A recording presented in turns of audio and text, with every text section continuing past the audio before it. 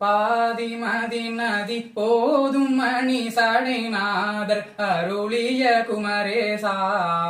பாகு கனி மொழி மாது குரமகள் பாதம் வருடிய மணவாளாம் காது முருவிழி காக முற அருள்மாயன் அரிதிரு மருகோனே காலன் எனை அணுகாமல் உணதிரு காலில் வழிபட அருள்வாயே